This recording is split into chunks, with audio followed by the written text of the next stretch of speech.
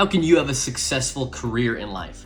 This video is going to be specifically for people who want to continue to ascend, continue to grow. And if you don't want to grow, that's okay. If you want to stay at the same position for 40 years, it's totally okay. Just this isn't the video for you. And on top of that, I have 6 tangible, actionable steps that you can take in this video that you will understand to have a successful career within your life. As someone myself who has kind of grown within my career, I'm young, but I feel like I have a really good idea of how to continue to grow because I've seen rapid growth in my coaching, in my own business, and how to go about that. So I have 6 tangible actions that I'm going to teach you in today's video.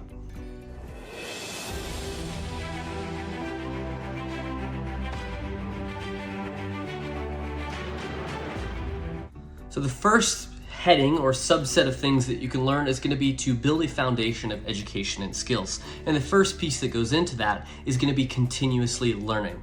You never are done learning if you want to continue to have a successful career and continue to grow. Times are always changing. There's always new things to learn. So through mentors, through experience, through courses, through certifications, you need to continue to grow and you need to continue to learn, especially with the upcoming disruption of AI. There's so much disruption that is about to occur within the market, and so you have to be able to continually learn to stay up with the trends, because something that used to take 100 people in the past, one person will be able to do. And if you're able to learn and be able to acquire those skills through experience, you will end out on top and you'll have a successful career. Now, on top of continuous learning, another thing within education and skills is that you have 2 things in your life that you can always get better at, and those are skills and beliefs.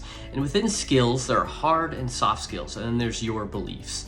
So with hard skills, those are those tangible technical skills. So if you're a software developer, your actual skill of coding. If you're a copywriter, your actual skill of writing copy. If you're a salesperson, your actual sales script and your conversion rate. Those are going to be your technical skills.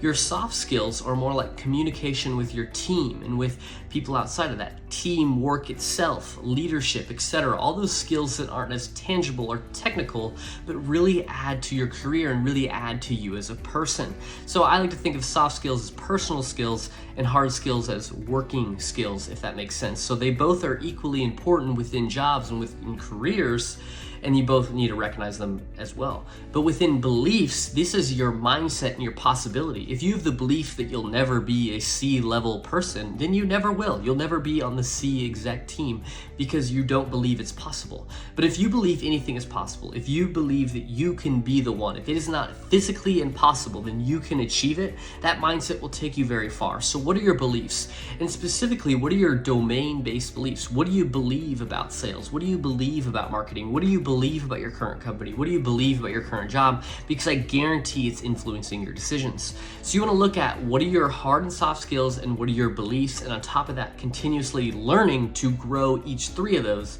Because as you build those, as Alex Ramosi taught me with this great ladder metaphor, is that if you think about those 3 things contributing to a ladder, you could have one side and another side, and the rungs in the middle are each a piece of the skills. And so you could have one side built all the way up, and you could have another side built all the way up, but if you don't have the rungs to ascend, then you won't be able to do so. But once you put those rungs in place, you can see explosive growth.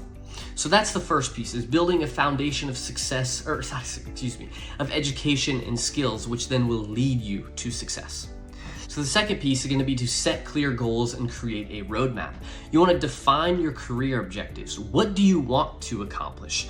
Do you want to be on the exec team? Do you want to start your own business? What do you want to accomplish within your career? What impact do you want to make, and how do you want to do it? Because there's probably 1,000 ways to be able to move up within your company, but how do you want to do it? How do you want to accomplish that? On top of that, what impact do you want to make? So for me, it's to empower others to not be a victim within their life and create and live a life on their terms that they love living and being able to fulfill their purpose. That's my mission. That's my impact. And how I'm going to do it is through coaching, and then eventually it'll be through education of courses and be able to educate people on a mass scale. So you have to understand, and what are your career objectives? Because once you create those goals, then you can understand where you are and where you want to go, and then everything in between is going to be your strategy to get there. So your first thing is going to be define career objectives. The second piece is going to be create a roadmap. So you've defined, okay, this is what amazing looks like. This is my dream outcome. This is where I'm at now. The roadmap is going to serve for how you get there. It's going to be your strategy. So you can use quarterly objectives, which I love to use, and I use these in professional, relationships, resources, and health because I truly believe they're all interconnected. I use these. I then set quarterly objectives within each one of these. Some quarters I have more in each quadrant than others. It just depends. So I set these quarterly objectives, and then I break down these quarterly objectives into daily and weekly goals into action steps. I typically just use a simple sticky note. You can use whatever works for you, and those are my daily goals that I accomplish that are very small, actionable steps that slowly take me to my quarterly objectives and then slowly take me to my career objectives. So it creates a good timeline for you to be able to get there. Now, don't be too heavy on the timeline, because I've noticed a strong dissatisfaction when I think I'm going to be somewhere in a year and I'm not. Even though I've made massive progress, I discount that progress because I set a timeline on it. So I'd be easy on the timeline. Now, once you've created that roadmap, you also want to regularly review this roadmap and see, okay, is this still in line with where I want to go? Is this action serving me? Is this quarterly objective serving me? If not, ask yourself, what progress have you made? I like to look back, what progress have I made in the last quarter, the last year, the last 3 years? When I'm able to do that, I look at, okay, I've came very far, but these are the things I need to work on. These are the things I'm maybe a little bit ahead of schedule with, and then adjust as you need. You will face adversity. You will have setbacks within your roadmap. That's totally okay. It's how you adjust and come back even stronger to be able to accomplish and get those goals and fill on your career objectives. The third and the final heading or group of things that you can do is to create a strong network and reputation. You want to create a personal brand.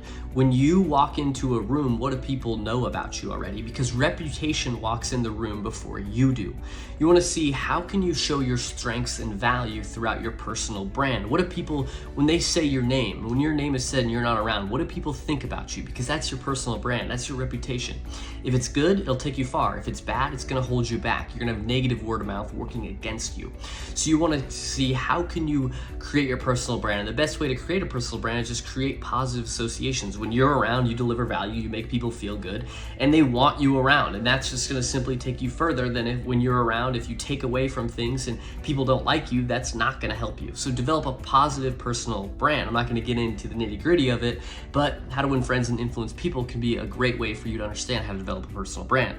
And on top of developing a personal brand, you want to network. You want to understand and build strong relationships that'll serve you and serve the other person as well. So mentors, partners, and it'll give you opportunities and support. When you develop these relationships, you then are going to get opportunities that you would not have had. In my own coaching journey, I have had the very fortunate reality of working with a coach that is miles ahead of me. And I mean miles. He's been coaching for 30 years. And so the fact that I get that opportunity was because I networked with him and I knew him, and I was, had the opportunity to create a relationship with him, and then it put me in position to be more successful. Now, on top of networking, one final thing you can do with creating a strong network and reputation is to provide consistent value. And this is huge. Providing consistent value is one of the best things you can do to your network. How can you deliver value to your network and in your employer or your customers? The best way I know of is with your customers is to create a killer product and then execute upon that. If you have a great product and you continue to deliver value, they will owe you or feel like they owe you this goodwill. And so if you have your own business, it's going to be developing a great product and then executing upon that product and delivering more that's promised. If you work within a company, it's going to be referring business to people. So if you're in a company, being able to refer business to people if you guys can't handle it, and that you do that as well in your own business, but doing referrals can helpful. So if you know someone in your network that does this and is better suited, sending them that way can be really helpful. And one final thing is just simply excellence. Showing up on time, executing on your deadlines, and just doing your absolute fucking best will take you very far. So delivering on excellence, whether you're a business owner, whether you work in a company, does not matter. If you deliver a great product, if you give referrals to people that'll handle them better than you can, or whatever, I'm not saying to turn business away from your own company, but if you can give someone something, they're gonna feel like they owe you as well. And on top of that, delivering absolute fucking excellence will take you very far. So this was how can you have a successful career in life. If you like this video, please comment and I'll make more of these. And I'll see you guys in the next one.